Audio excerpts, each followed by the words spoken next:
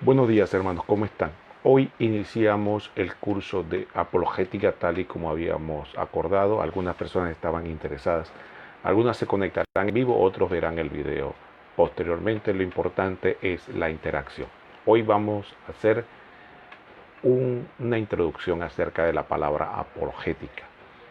La apologética en términos generales tiene que ver con la defensa de una postura, de una idea, de una persona, incluso de una organización. Tenemos que vislumbrar, por ejemplo, el ministerio público de nuestro Señor Jesucristo.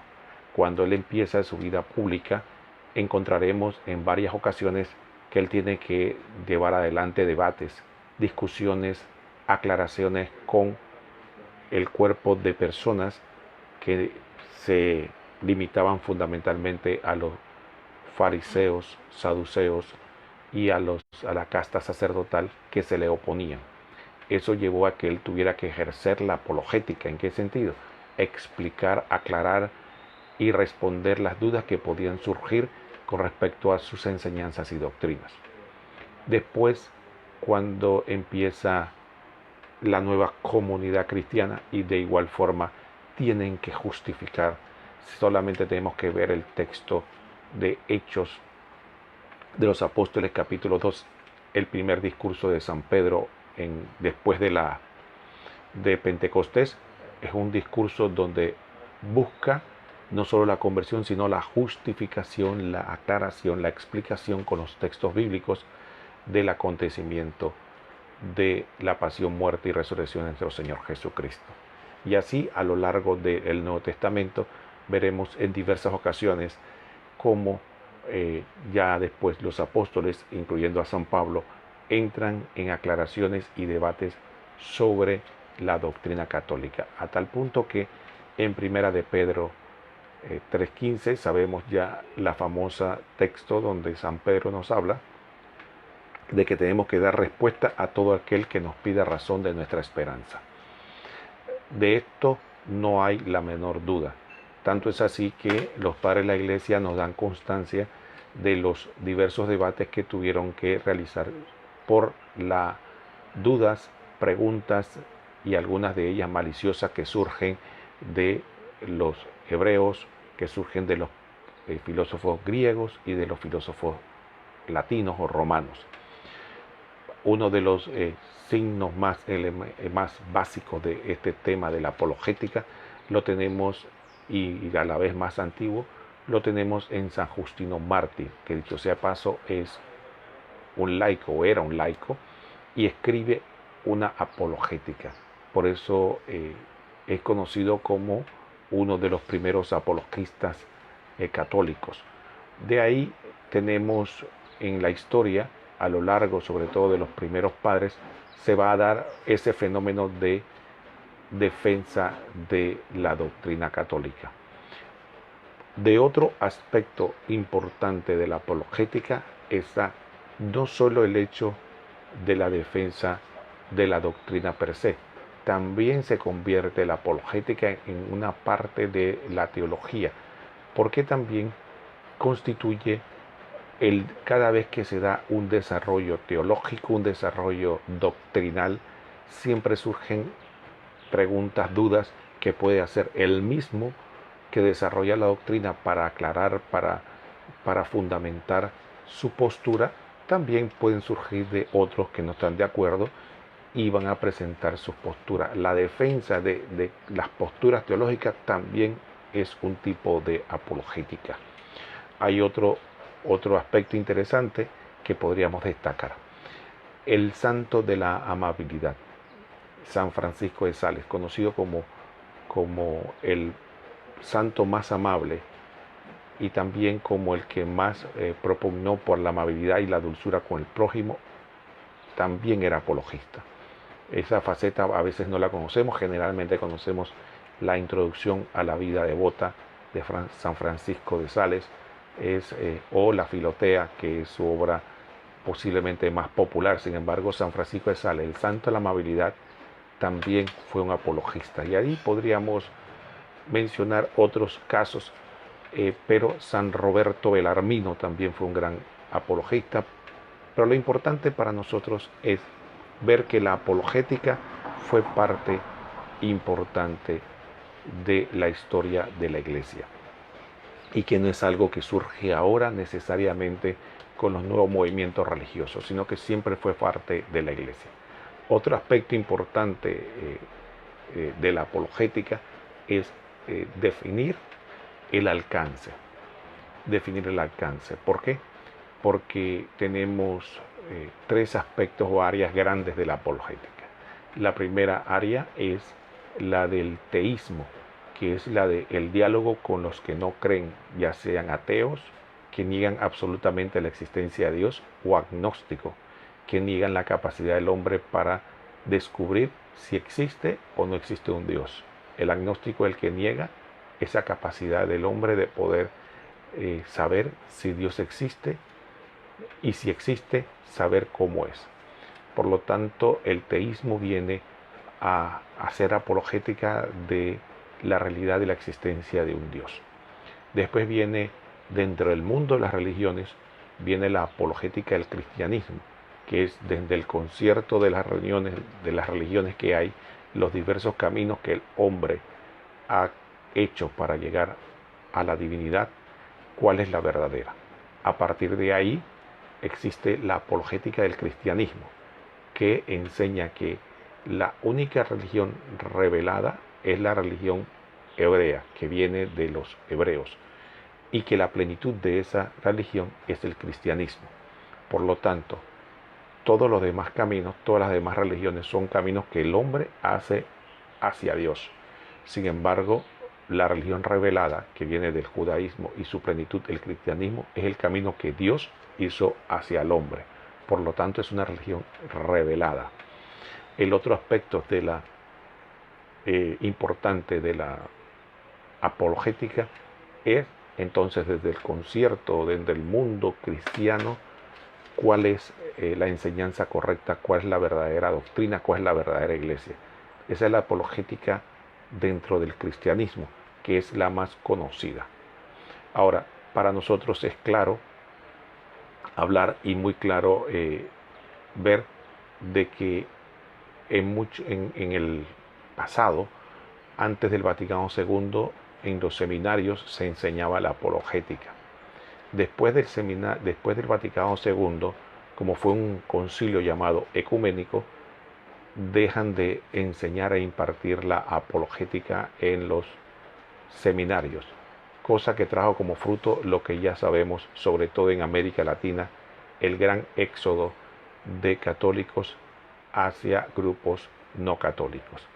Por el silencio de la apologética, hubo un entusiasmo poco prudente con respecto al aspecto del ecumenismo, sin pensar las consecuencias, y se dejó al pueblo católico indefenso, sin formación, sin preparación para contestar o para el ataque o el bombardeo que podría venir, ya sea de grupos no católicos o incluso de una sociedad que se hacía más secularista, más antirreligiosa, y el pueblo católico quedó indefenso y tampoco escuchaba de parte de su iglesia respuestas claras y firmes frente a los cuestionamientos. Por eso ocurrió una de las razones por las que ocurre un gran éxodo de católicos y dejan su iglesia y se van a otros grupos religiosos. Eso fue aproximadamente entre la década del 70, 80, 90. Podríamos decir nosotros que en la década del 90, después de 20 años de ver las consecuencias, empiezan tímidamente a surgir en América Latina movimientos más que todos laicales de interés por la apologética, de poder dar respuestas a las inquietudes, problemas que se pueden dar con respecto a la fe, a las dudas. Otro aspecto interesante es entender el fenómeno de los nuevos movimientos religiosos. Y esto tiene una raíz importante. Todos sabemos que fue en el 1054 por ahí, aproximadamente fue cuando se dio el primer cisma, la separación de las dos, de la iglesia, universal y surge la iglesia de Oriente, que son los ortodoxos, y surge la iglesia de Occidente, que es la iglesia católica. Se da ese gran lamentable cisma y separación. Sin embargo, estas dos iglesias tienen diferencias doctrinales no sencillas, sin embargo, en términos generales son muy parecidas una a la otra. Después todos conocemos que se va cultivando un distanciamiento entre la iglesia y algunos grupos y surge la Reforma Protestante, liderizada por Martín Lutero y después llevada adelante por Calvino, Zwinglio y también por Enrique VIII en Inglaterra, y se da esa separación y surgen los grupos llamados protestantes. Estos grupos que surgen de la protesta de Lutero, por eso se le llaman protestantes, desarrollan entonces una doctrina aparte de la tradición de la iglesia y desarrollan una fe también aparte con algunos elementos de cristianismo. Dentro de ellos también surgen grupos pequeños. Entonces tendríamos que partir de la siguiente premisa. Tenemos grupos que llamamos históricos, que son iglesias, y la llamamos de esa manera no solamente, o grupos históricos, y lo llamamos de esa manera no solamente por el hecho de que son antiguos, sino porque tienen principios genéricos, como que tienen una base doctrinal clara, tienen una historia y tienen también una jerarquía más o menos organizadas. Estos grupos, en términos generales, tienen diálogo con la Iglesia Católica. Es decir, a pesar de que reconocemos que tenemos diferencias doctrinales, reconocemos ambos que somos cristianos y seguidores de Cristo, con pensamientos y planteamientos diferentes con respecto a la doctrina. De ahí del protestantismo surgen muchas divisiones y surgen grupos que podríamos denominar anticatólicos. Estos grupos que surgen anticatólicos que surgen de la Reforma Protestante no son parte del movimiento ecuménico. Son grupos que atacan a la Iglesia Católica, no consideran a los católicos cristianos, lo considera la Iglesia Católica la gran ramera de Babilonia, al Papa al 66, y que la Iglesia Católica es una iglesia, digamos, propagadora de la falsa doctrina. Entonces, con estos grupos efectivamente no puede haber ningún tipo de ecumenismo, porque el ecumenismo se basa en un principio en que dos grupos cristianos que se reconocen ambos cristianos y reconocen que tienen ideas diferentes en cuanto a su planteamiento teológico, pero que se reconocen como hermanos en Cristo. Cuando un grupo no reconoce que la Iglesia Católica es una iglesia cristiana, una iglesia que sigue a Cristo, entonces no puede haber discusión ni diálogo ecuménico. Entonces, a partir de ahí, entonces nosotros podemos tener una visión genérica de qué es lo que se da en términos generales en nuestros países en América Latina. En América Latina, el 80% de los grupos protestantes pertenecen a estos grupos que se llaman nuevos movimientos religiosos, que generalmente son anticatólicos y atacan a la iglesia. Si bien es cierto, los católicos los consideramos hermanos en el bautismo, la actitud de ellos, de algunos de ellos, y de la organización que muchas veces los lidera, no es ecuménica ni de hermanos. Por lo tanto, el diálogo religioso o el diálogo ecuménico no es posible entre nosotros. Lo que generalmente se hace con respecto a ellos es formar a los católicos para que estén preparados y no se dejen engañar por estos grupos que ya son sabidas las técnicas y las formas como usan para engañar al católico y decirle que la Iglesia Católica es una iglesia falsa, que es una iglesia que enseña doctrinas equivocadas y que va a llevar a las personas al infierno. Por lo tanto, teniendo en claro esto, vemos que la apologética no se circunscribe o no tiene el principal propósito de entrar en diálogo con, con las personas que atacan a la iglesia. El propósito fundamental y principal de la apologética es aclararle a los católicos su propia doctrina.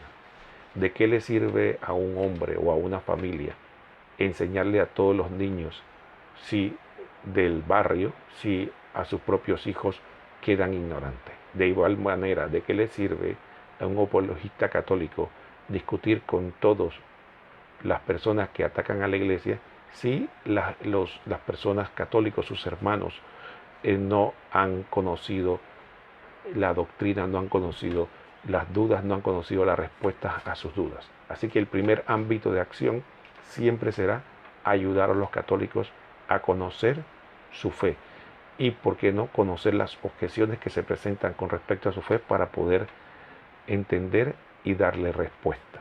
Ese es el primer propósito de la apologética, no entrar en discusión. El segundo aspecto importante de la apologética es que no puede ser objeto de odios, discusiones malsanas ni de insultos. Si usted practica la apologética y eso lo lleva al odio, al disgusto, al enojo y al insulto, entonces es mejor que deje la apologética, porque recuerde que nuestra primera función, nuestra primera razón de ser es seguir a Cristo. ¿Y quién nos enseñó Cristo?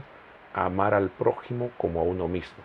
Si uno va a practicar apologética para odiar a todo aquel que no piensa como yo, a atacarlo, a humillarlo, entonces mejor dejemos de ejercer la apologética porque nos va a hacer daño espiritualmente.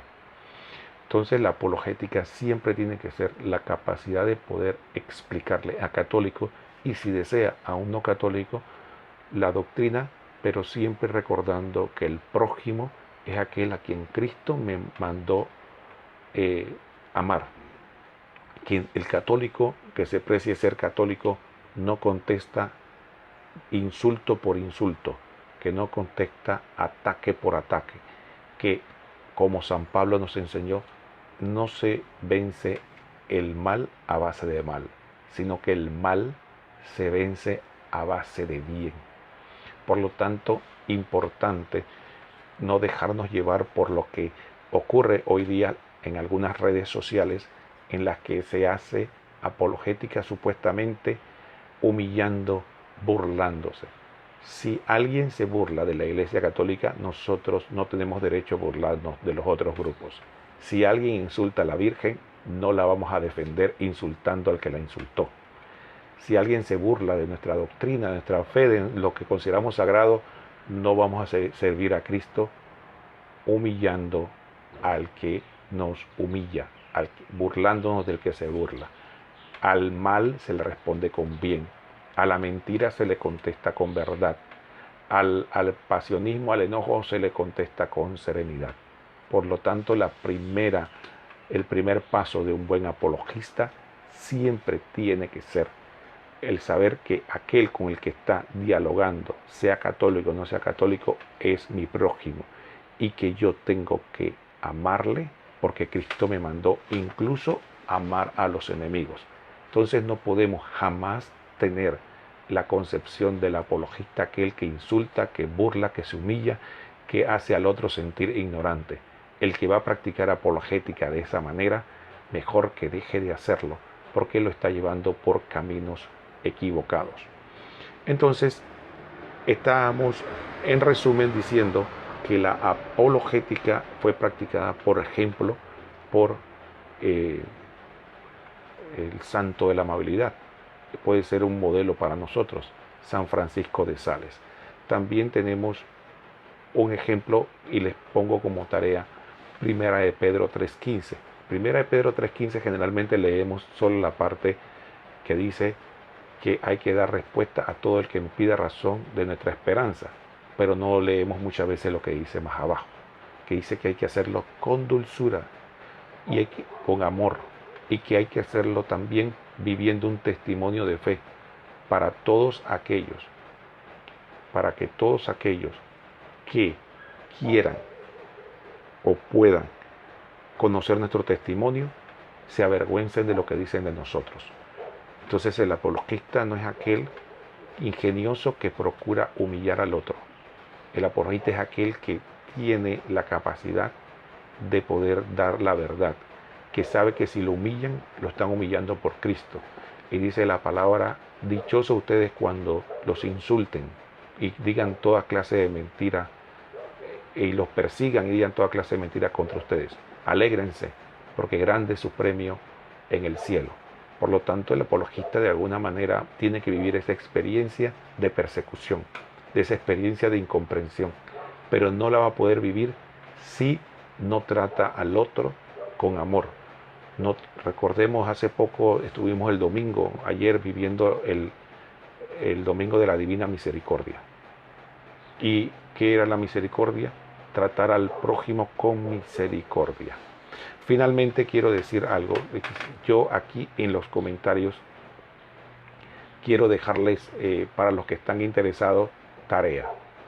Recuerden, hermanos, esto apenas ha sido una introducción y yo quiero que empecemos con dos aspectos importantes para que vayamos conociendo nuestra fe. Primero, todo buen apologista no va a poder serlo si no lee por su cuenta. Usted va a aprender algunas cosas si usted ve videos de apologistas muy buenos como el Padre Toro o algunos otros muy buenos que hay por ahí. Usted definitivamente va a aprender, va a conocer la fe y va a conocer muchos aspectos de ella. Sin embargo, para aprender es necesario no solamente, como ocurre en la escuela primaria, secundaria, en la universidad, no basta solamente con la clase de aquel que le dicta el curso, sino que usted tiene que estudiar por sí mismo, tiene que prepararse. Entonces, ya para ir finalizando esta primera catequesis, quería compartirles dos documentos de la iglesia que los invito a leer. El primer documento, que es lo que vamos a comentar en la próxima clase, que Dios mediante va a ser el viernes al mismo horario, el viernes a las 11:30 de la mañana, si Dios lo permite, el viernes. Y los que no pudieron conectarse a tiempo tendrán la oportunidad posteriormente de unirse al video cuando quieran verlo y participar. Entonces, hay dos documentos que les voy a compartir y que son los que vamos a dialogar el próximo viernes. Así que espero que los que puedan lo lean como cultura general. Hay un documento que la iglesia nos dio que habla de la evangelización y da respuestas a unas dudas que surgieron dentro de la iglesia católica y que todavía hoy día surgen. Recuerdo como una persona conversando con mi hermano Luis, le dijo en una entrevista, le preguntó que por qué la apologética si lo importante era el amor. Y entonces cuando entran en diálogo, lo que le plantea ella que lo importante no es que lo que el otro cree, sino que el hermano hay que amarlo y aceptarlo como cree.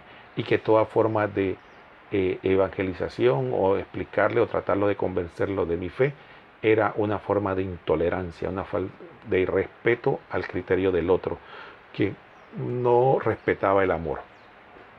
Entonces la Iglesia Católica dio un documento donde aclara sobre el concepto de la evangelización y la importancia de llevar la palabra a todos, para que no solo se hagan cristianos, sino que incluso se hagan católicos como parte de la plenitud de la Iglesia. Segundo, hay otro documento también que aclara un concepto, varios conceptos que vamos a dialogar del punto de vista teológico y después en la próxima clase, el viernes vamos a hablar de este aspecto teológico. En la siguiente clase, si Dios lo permite, estaríamos hablando entonces del aspecto bíblico sobre la iglesia. Entonces, ¿cuál es el otro documento que les voy a mandar un enlace para que lo lean? Son cortos, no se preocupen, no se asusten, pero sí es importante para que empecemos a ejercer en la lectura y por supuesto por este medio, si tienen dudas sobre los documentos, Con mucho gusto. El segundo documento que voy a pedir que lean y que le voy a mandar el enlace aquí abajo, estén pendientes en los comentarios, va a ser sobre 2 o 3 preguntas interesantes sobre la iglesia. Voy a aportar 2 solamente. Uno, ustedes saben que nosotros enseñamos que la iglesias son la iglesia católica y la iglesia ortodoxa. Que los otros grupos, a pesar de que se le llama iglesia, no es correcto desde el punto de vista teológico llamarle iglesia. No son consideradas iglesias, son consideradas de otro nombre, son grupos, comunidades, pero iglesia en sentido teológico no lo son.